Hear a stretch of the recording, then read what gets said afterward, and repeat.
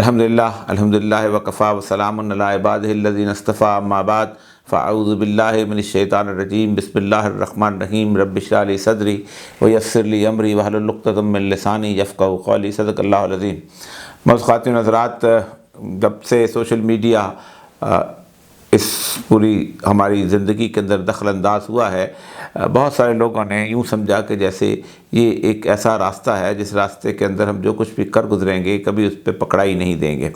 اور انہوں نے جس طرح کا جیسا اور جس وقت چاہا مٹیریل ہے اس کے اوپر ڈالنا شروع کر دیا۔ یہی وجہ ہے کہ گزشتہ دنوں جو اتنی بڑی انڈین کرونیکلز جو ہیں وہ پکڑے گئے ہیں اور بہت ساری ویب سائٹ جو فیک پکڑی گئی ہیں، اس کی بنیادی وجہ یہ تھی وہ شروع کی بد احتیاطی تھی کہ جیسے جو ہے انہوں نے وہ کر لی اور بغیر اپنا نام پتہ چھپائے یہ سب کچھ کرتے رہے۔ کچھ ایسی ہی کیفیت جو ہے وہ گزشتہ دنوں جو صورتحال ہوئی ہے، جس کیس جو ہے اس کے بعد سزا ہوئی ہے، ایسی ہی صورتحال ہے کہ گزشتہ 10-15 سالوں سے رسول اکرم صلی اللہ علیہ وآلہ وسلم، صحابہ کرام، ائمہ اہل بیت، خود خانوادہ رسول صلی اللہ علیہ وآلہ وسلم اور اللہ تبارک و تعالیٰ اور فرشتوں کے بارے میں بے جا اور بے حد گستاخیاں جو تھیں وہ اس ویب سائٹس پہ، فیس بک پہ کی جا رہی تھیں، اور خاص طور پہ انٹریکٹیو چیٹس کے اندر ہوتی تھیں، جس سے بہت دل محسوس کرایا جاتا تھا کہ یہ کون لوگ ہیں، اگرچہ کہ بہت اکثریت ان لوگوں کو جانتی ہوتی تھی اور وہ لوگ پبلک میں گھوم بھی رہے ہوتے تھے، ان کا دفاع کرنے والے بھی گھوم رہے ہوتے تھے، لیکن کوئی ان پہ ہاتھ نہیں ڈالتا تھا۔ لیکن آہستہ آہستہ جب اس چیز کا دائرہ کار مختلف اور جگہوں پہ بھی بڑھنا شروع ہوا تو اسے ایک خطرناک صورتحال سمجھا گیا اور کہا گیا کہ یہ ایک ہیٹ سپیچ کے اندر آتا ہے۔ ہائی کورٹ کے جج شوکت صدیقی صاحب نے اس کے اوپر باقاعدہ خاص طور پہ ایکشن لیا، اور آپ سب کو یاد ہوگا کہ بہت بڑے 3-4 جو اس وقت بلاسفیمی کرنے والے لوگ تھے ان کو پکڑا گیا، پھر سمجھ نہیں آتی کہ بات کو کس وجہ سے ان کو چھوڑا گیا۔ لیکن آج آپ کے ساتھ گفتگو کرنے کا بنیادی مقصد ایک خوشی بھی ہے کہ اس وقت جو اینٹی ٹیررسٹ کورٹ کے جج ہیں، پہلے نمبر 1 کورٹ جو ہے اس کے جج ہیں راجہ جواد عباس حسن، انہوں نے ایک بہت شاندار فیصلہ دیا ہے ان 4 لوگوں کے خلاف کہ جنہوں نے مختلف مواقع کے اوپر انٹرنیٹ کے ذریعے یا کسی اور طریقے سے رسول اکرم صلی اللہ علیہ وآلہ وسلم، اللہ تبارک و تعالیٰ اور فرشتوں کی گستاخی کی۔ ان میں سے ایک تو شخص جو ہیں وہ انوار احمد، وہ بنیادی طور پر لیکچرر ہوتے تھے، اور ان کی ایک ویڈیو جو ہے وہ پبلک ہوئی تھی بہت زیادہ۔ وہ اردو پڑھاتے تھے، لیکن اردو پڑھاتے پڑھاتے بیچ میں اسلام کے بارے میں گفتگو کرنا شروع کرتے تھے، بہت تصحیح آمیز گفتگو۔ مجھے یاد اچھی طرح کہ میں نے اسے اپنے پروگرام کے اندر اس ویڈیو کو دکھایا بھی تھا، اور پھر اس کے بعد ان کی میرے ساتھ بات ہوئی تھی تو میں نے انہیں کہا تھا کہ آپ میرے پروگرام میں تشریف لے آئیں اور آپ اپنے آپ سے خود لوگوں سے معذرت کر دیں کہ یہ میرا بالکل یہ مطلب نہیں تھا، اور پھر اس کے بعد تو ظاہر بات ہے بات کلیئر ہو جائے گی، کیونکہ وہ آپ نے کوئی ایسی اتنی بڑی رسول اکرم صلی اللہ علیہ وسلم کی شان میں گستاخی کی ہے، آپ نے ایک اپنے طور پہ انٹرپریٹیو صورتحال کے اندر ایک تصحیح آمیز صورتحال کی ہے جو کہ بہت غلط ہے، اور چونکہ پبلک ہو گئی ہے، لوگوں کے دل جو ہیں وہ جیسے ہیں وہ زخمی ہیں، تو آپ تشریف لے آئیں۔ انہوں نے وعدہ بھی کر لیا، لیکن اس کے بعد ظاہر بات ہے پاکستان کے اندر بڑے بڑے لوگ ہیں جو اچکانے والے موجود ہوتے ہیں، جو انہوں نے کہا کہ نہیں یہ کون سی بات ہے، تم تو پتہ نہیں کیا ہو، تو انہوں نے وہ پھر اس کے بعد وہ ویڈیو وائرل کی گئی اور بہت سارے لوگوں نے وائرل کی، اور پھر اس کے بعد وہ عدالت میں لوگ جا پہنچے اور FIA میں جا پہنچے۔ ایک تو وہ ہے، اور باقی 2 ایسے لوگ ہیں، ڈاکٹر رانا نعمان رفاقت، یہ کراچی سے ہیں، اور ایک اور صاحب جو ہیں وہ ہیں عبد الوحید، یہ بھی کراچی سے ہیں۔ ان کی مختلف ویب سائٹس اور باقی چیزیں جو ہیں وہ سامنے ہیں۔ اب آپ اگر ان کے اوپر جو الزام لگے ہیں وہ اگر آپ پڑھ رہے ہیں تو آپ کا دل جو ہے نا وہ ایک دم کانپ جاتا ہے کہ یہ کیسے لوگ تھے اور یہ کس قسم کے مسلمان تھے کہ جنہوں نے کس قسم کی صورتحال۔ میرا تو سچی بات ہے بتانے کی اس وقت ہمت نہیں پڑ رہی، جو انہوں نے مٹیریل جو ہے وہ انہوں نے باقاعدہ جا کے ان کی لیپ ٹاپس میں سے، ان کے موبائلز میں سے، ان کی باقی اکاؤنٹس میں سے جب نکالا ہے، اور سارے کا سارا سامنے لے کے آئے ہیں، جس میں سب سے اہم ترین چیز یہ ہے، اور وہ میں اس میں آپ کو اس کی جو چارجز فریم ہوئے ہیں اس میں چوتھا چارج جو ہے اس کا بتاتا ہوں کہ whether the blasphemous material was posted, uploaded by accused person Abdul Wahid and Rana Numan Rafaqat with different IDs and profiles on social medias including, اب یہ اہم چیز ہے, Urdu version of the book Rangila Rasool etc. that attracts the provisions of the section 295C. یہ رنگیلا رسول جو ہے یہ ہندی میں کتاب لکھی گئی تھی, اور یہ وہ کتاب ہے جس کو راج پال نے چھاپا تھا, اور رسول اکرم صلی اللہ علیہ وسلم کی اس قدر توہین ہوئی تھی کہ پورا ہندوستان جو ہے وہ کانپ اٹھا تھا, اور اس میں مسلمان جو تھے غیظ و غضب میں تھے, اور اس راجپال کو غازی علم الدین نے قتل کر دیا تھا, اور جس کی بنیاد پہ غازی علم الدین شہید کو پھانسی ہوئی تھی. اور اس شخص کو آج بھی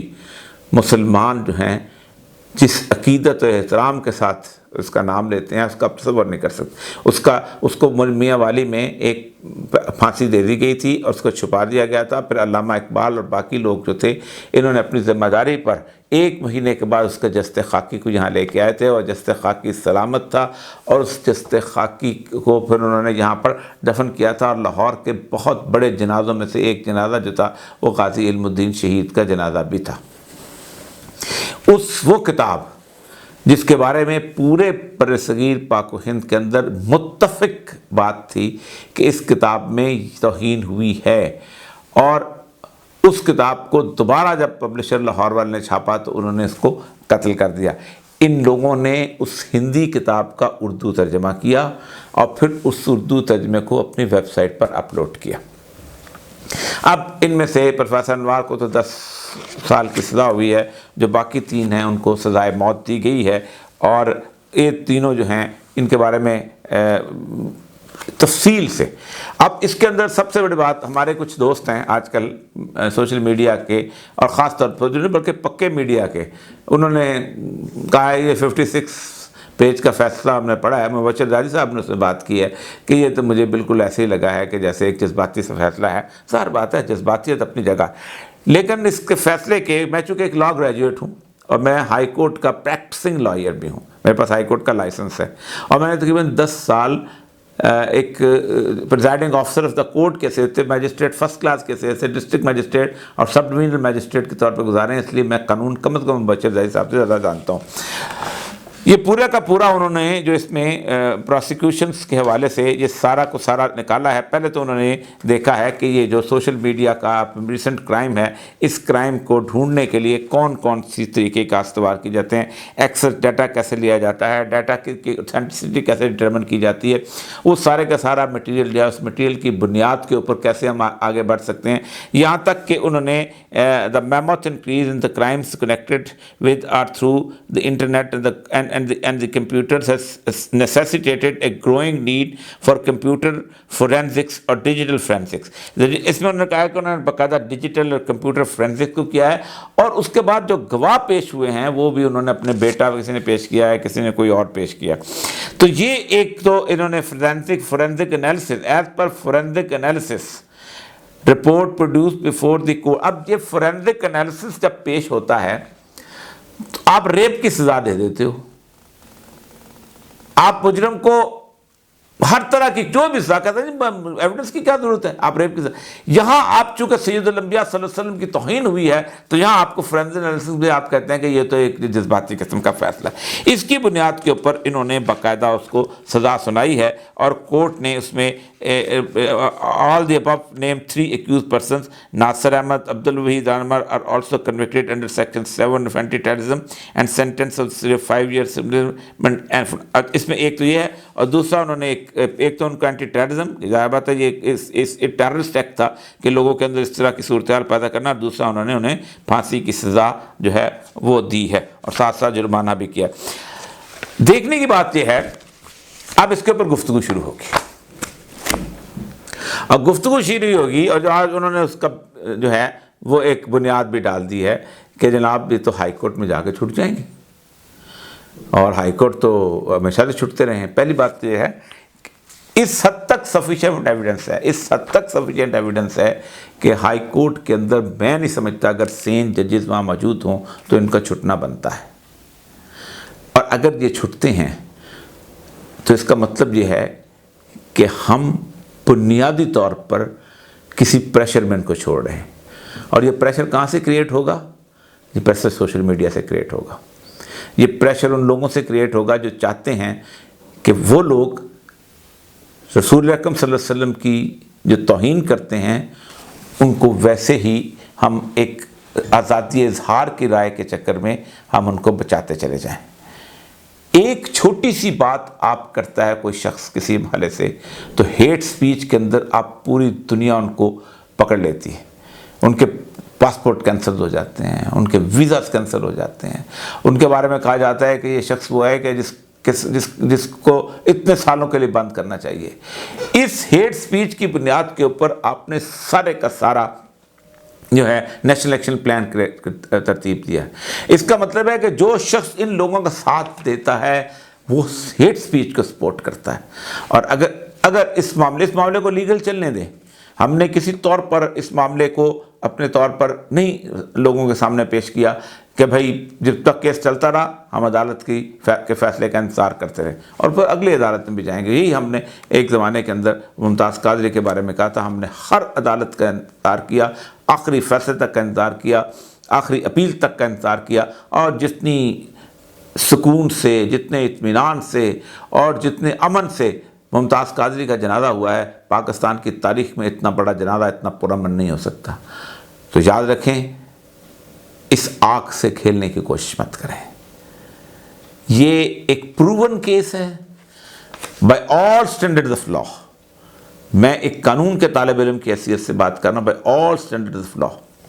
تمام سرکمسٹانشل ایویڈنس جو ہیں اس شخص کے طرف جاتی ہیں. آپ کو کیا کہہ سکتے ہیں, لیکن یاد رکھیں ہائی کورٹ کے آنے تک اس کو خاموش ہیں تو بہتر ہے. وآخر دعوانا الحمدللہ رب العالمین.